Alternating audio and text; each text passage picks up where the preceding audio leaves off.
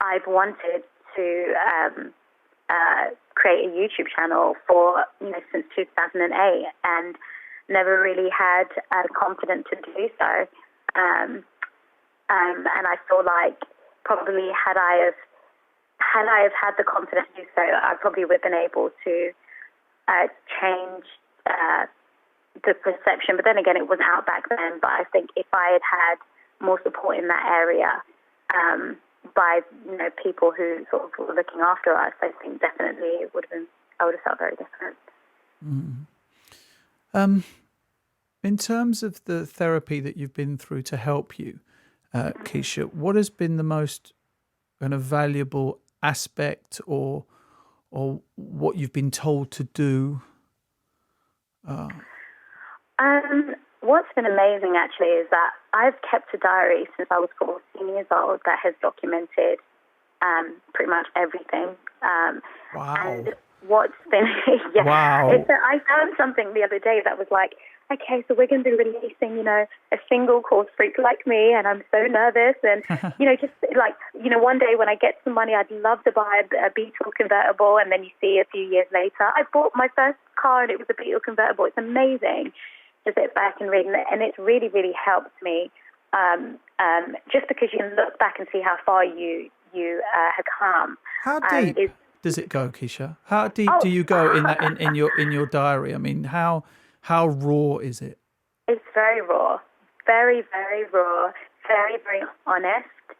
I see my growth, I see my sadness, and I see my truth, and it's really helped me. And again, that was something. It was more just because I've always been someone who, if I felt stressed or anything like that, I would always express myself through poetry, and which then turned into melody and then turned into music. That was an outlet for me, but I didn't realize that it was going to help me in this kind of way to actually cope with some of the things that I was feeling. So I would just advise anyone out there actually to document. I bought my friends all diaries, about 2 years ago, just so they can start documenting, some of their emotions, and they've even said it's helped them. So that's the main thing I would say.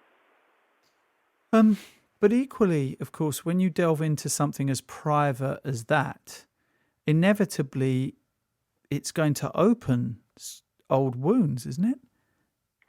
Oh, yeah. I mean, I'll tell you, I posted the video and then I cried like a baby for like half an hour.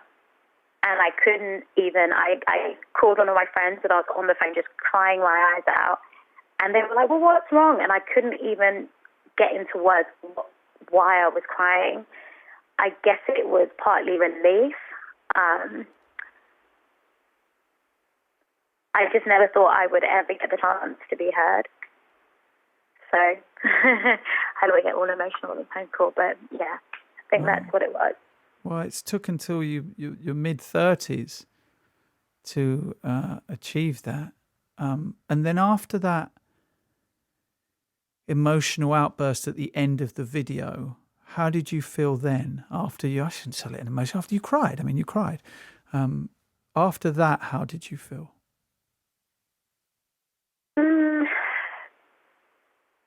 Again, I was just really anxious and nervous. Like I said before, the video was a lot longer, and I tried to edit it as much emotion out of the video as possible, because what I didn't want is, the sympathy, and I didn't want people to miss the message here, which was that I feel like it's very important that we don't judge each other, and I think it's very important that we do our due diligence in every situation. I've never spoken up and I've never defended myself, and I have valid reasons for that. But I feel like people had made up their mind, and it was based upon me being a black girl, and what comes with that,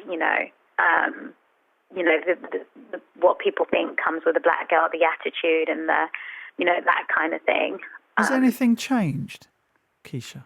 Do you think that an 18-year-old now, a young black woman, would not have to go through what you went through, would not be stereotyped in the way you were?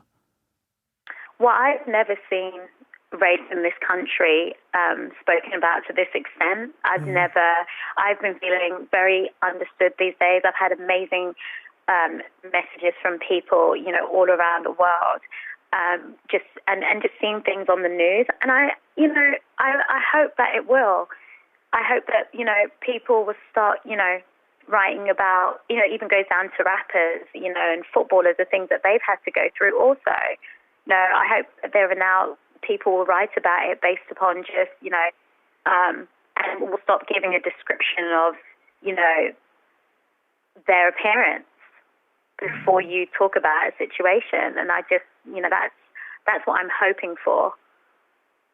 Well, it seems like you've got your way out. I'm just sorry that you had to go through all of that.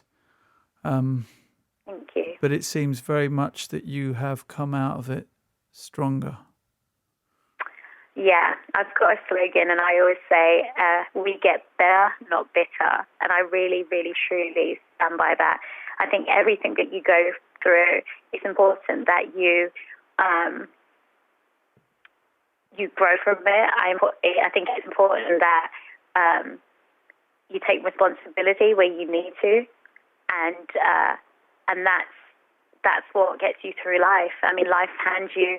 What do they say? When life hands you lemons, you make lemonade, and that's what you got to do. And that's what I want to inspire people to do, is to not allow anyone to make them intimidate them with, into silence.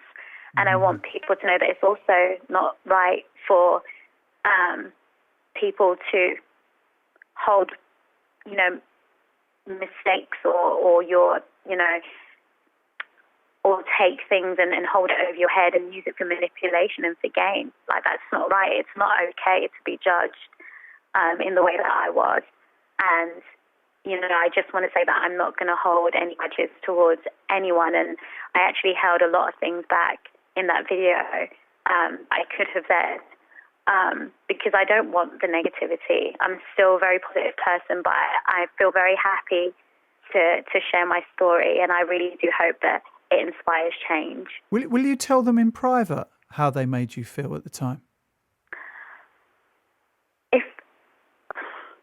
I think they know. I'm very sure that they know, but it's whether or not they care enough. Right. But that's fine. I'm okay with that also. Don't let anyone live rent-free in your head, as they say. Oh, I've heard that before, but that's a good one. I like that, yeah. All right, Keisha, take care. Thank you for speaking to us today.